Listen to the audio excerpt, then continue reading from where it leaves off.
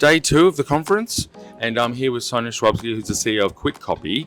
We were on a panel together yesterday, and we're a bit fresher yesterday on day 1 of the panel. Day 2 of the day 2, we're all wondering why the events and the awards dinner were after the first night and not the second night. That we could be, but we're just not quite up for the sessions today. How are you enjoying the conference? I'm having a great time. This is I must agree with you. So maybe feeling a little bit less vibrant today. But you're on the main stage yesterday, giving everyone some great insights, so that's good. A bit more low key today. Yeah, just a participant. So. Just a participant. Not speaking today. again. No pressure today. So tell us a little bit about your role and at Kwik Kopy and how long you've been there, and about the business plans, how it's going. I've been at Kwik Kopy 2 years. I just had my 2-year anniversary actually. Wow, congratulations. So, yes, and it's been going really well. I've come in with a growth mandate to take a 42-year-old brand and business in Australia and grow it again, both in footprint and in system sales. So I'm on a 3-year planning cycle, just going into phase 2 of the planning, which is really exciting. So done all the strategy work, released it. And tell me, I've got to ask, because I'm the technology guy, does technology play a big part in that growth? Yes, it does. And technology, we first of all had to come in and modernise the systems. The business was a great, solid, steady business. Sure. So repeatable. They had repeatable, but not very tech forward, I would say. So definitely we've done all of the tech stacks being completely changed. We've brought in a whole lot of new technology into the business, and I'm already quite down the path with the AI as well. Okay. So, yeah. So did you, and what was your background before you got into Kwik Kopy? I was with a similar franchise before. I will say that, similar franchise, different colour. Yes, but I have an interesting story because I have had a varied career. Yeah. I was 11 years in Nicaragua. Oh, wow. Before I came back to Australia in 2018. Did a number of things there, mainly focused on the US market. So that was exciting. Digital marketing, raised capital, did a resource project. Why there? Did Dale Carnegie training. I did a whole lot of things. Why Nicaragua? It was just a bit... Were you lost? Or? No, we didn't know anyone there. No, my husband and I are quite adventurous, and we wanted to go somewhere that was up and coming. About darts in maps a lot. It was a bit like spin the wheel and see where we land. No, we had heard about it, We can talk travel for a long time because I... There's a whole lot of stories there. The ultimate it question. normally takes over my whole interview, I have to say. We'll move on from that. Let's take out something like 11 years there, all the different business, all the experiences you had. What's the learning you brought home to corporate Australia? The learning I have taken home is, and I knew this kind of before I went there, but it really just cemented in me, it's all about people. Everything is about people. Understanding the rawness of living in and developing a business in fourth world conditions really brings that home. You're problem solving every day, and most of it's around people, trying to get them to work in a different way and reward them and motivate them. When you go to those kind of environments, you really have to hone in, like to a level that you haven't experienced. And so I say to people, it was like doing an MBA on steroids because the problem solving you have to do is out of this world. You have to think outside the box every day. So the big thing I took out of it is I've come back and I have flexed that problem solving muscle more than anyone can imagine. And it's just a great experience. So people and that problem solving and crisis management and risk management, all of those things. So you mentioned the US and obviously doing a bit of work. So we, one of the other businesses that John and Dave and I have is called Zoracle Profiles. So we've got a US business that we work in, and so we do a lot of work with the US market. So what sort of things did you see in the US? Was there any learnings from your dealings with the US sort of franchise market to back here? Yes, a lot. I worked in, I was running a hyper growth digital marketing agency out of Nicaragua, servicing the US, SMBs in the US. Really? Yeah. So I know all about the small business market, but also I did a lot of work with Google as well there. We were a Google Premier Partner. So the learning I had, just the scale is phenomenal. The ways to market are very different to Australia.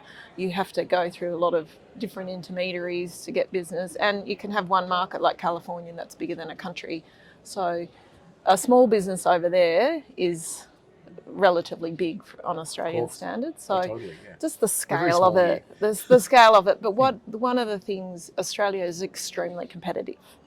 And I've known that for a while. We've got more businesses and brands per capita than anywhere in the world. Totally. So we're in a very fierce competitive environment. Over there, you don't have to be quite as good, and you can have a business and get away with it. But yeah, so a couple of different learnings. Lots of learnings from the US though. So to fast forward a little bit, you were sharing was that you just had your national conference. Yes. So 200 franchisees? It was a combination. People brought their families. We had suppliers. My husband and son came along. Great. We set it up so that it was a family-friendly event because it was Fiji. Yeah. You could do that with the kids clubs and all that type of thing. So the 200 was everyone. We probably had about 135 conference delegates, I guess you could say. And Kwik Kopy being a solid franchise system in Australia, how do you lead? What's your message at a conference like that to inspire them? My closing and opening and closing was about what our superpower is, and our superpower. So our superpower is our community. We are a purpose-led business. Empowering entrepreneurs to make their mark on the world is our purpose. For both franchisees and for our customers. It works together, which is amazing to have such a solid core purpose that everyone engages in. And then our values. This business I've never seen values lived and breathed and come from the ground up. That's so good. And it's been so easy, and I've never seen it work so well. And having one of our values is community, and the Kwik Kopy community, like I say, we are unstoppable as a community. So that was my takeout, and that's what we did at the conference. That's what and it's family business, so the family involvement still in the business. Yes. And someone, Peter Fiasco, involved in the business. So Peter's on the state chapter committee with me, so I've known Peter a long time. Yes. So I've known Peter was, and so does Peter. Yeah, Peter knows everybody in the community as well. So you've got the family values, and Peter's a very passionate franchising person, so that'd be very helpful. And the family involvement. So as the CEO in a family business and not being family, how's that been? Well, I love it. I've worked in ASX 100 publicly listed companies when I was very young. I've seen it all with boards and other businesses and ownership structures. So I've kind of been through all of them. And the reason I like working in a family business now, for this business in particular, because it is one of our values, and that's the reason why it's so strong, because you've had the same family owning a business for 42 years. That consistency of engagement with the ownership family as well, and their empathy and the way they operate is just so morally sound. And so you haven't had anything go on over the years, if you know what I mean. There's no skeletons there I can go and find. It's really refreshing. And they don't get in the way, I guess. No, they're very engaged, and I just get their experience. Like Stephen Penfold, he's 87 years old. He's still as sharp as a tack, and he's offloading all this amazing, rich history that we tap into all the time. Yeah, it's fantastic. Yeah. So the growth plans, right? So how many locations now? We have 93. There was a couple that 93, that in COVID they were allowed to shut down. So we're just dealing with some of those post-COVID kind of situations. What's the big number? Where would you like to see it? The first number is we've got to crack the 100, and then our goal is to get to 120. We've identified 45 more regions around Australia in various formats that could have a location. So that's what we're just about to roll out now. That's our big vision, and so that's. And what about challenges? So what's the big challenges that's going to stop you getting to that number quickly? The challenges will be probably, I heard a lot about it.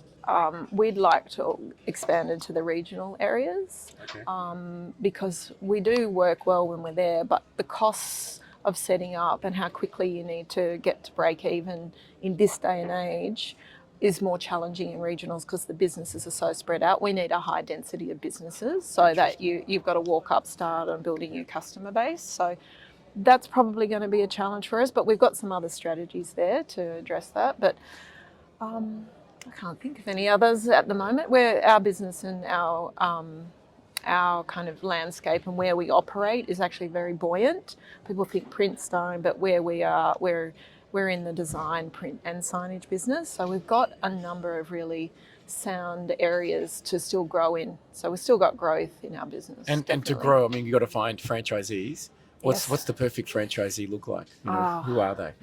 Who's the perfect franchisee? Yes. I think I had one the other day. We had a brand new franchisee, and we just went, this is the best scores we've ever got on our franchise lab system. Yeah.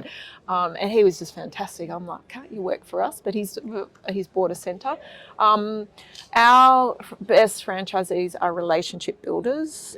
We have to have an owner operator in our centre. We can't do multi-sites for that reason. It doesn't work. Because it's about building relationships. Now, you're going to become a trusted advisor to your customer. You need to be immersed in the business and have solutions for them. And that's what our tagline is, we make possible. So they have to be people who align with our values and definitely align with what we do. And what about the industry more generally? So what sort of, you're here to do peer-to-peer learning and to help pass some of your knowledge. But what sort of trends are you seeing in the industry that are affecting the whole franchise sector?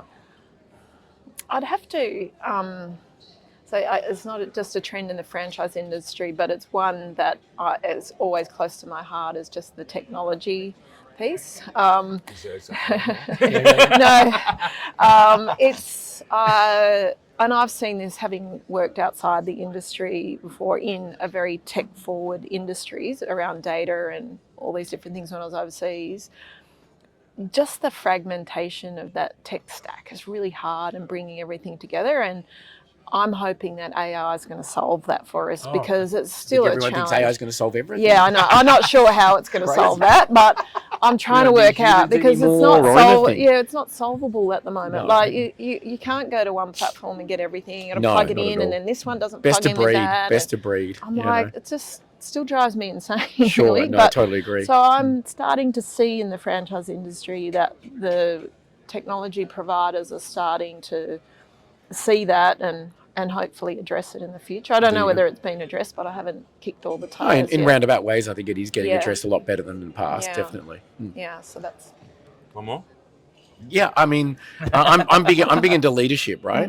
And when with CEOs, I'm always intrigued about their own journey. You've been 2 years with Kwik Kopy. What's your journey look like? How in your leadership journey, as in your growth, how's that been? Well, I've been doing this a long time. I was a young leader, so I ran the King G business when I was 32, when we floated and publicly listed as Pac Brand. So I went through all of that, and I was mentored. I was Mount Eliza Business School. They invested a huge amount in me, young female. I was like the poster child back then. So, and so I've been doing this a long time, and I think I've been around lots of different businesses now. And for me, it's about the challenge and it's the rewarding part of it, because and I say to people, they say, what's your journey? I say, well, once I've sorted it out, I'll need a new challenge. That's how I work. It's got to be challenging, and it's got to be complex. It's got to be hard. And then that's what I say. When I grow up, and I'll figure out what I want to do. Yes. Some, I change careers every now and then. It sounds like you do as well. But thank you very much for taking some time. No problem. I hope you enjoy the rest of the conference. Get some sleep tonight. Thanks for having me. I will.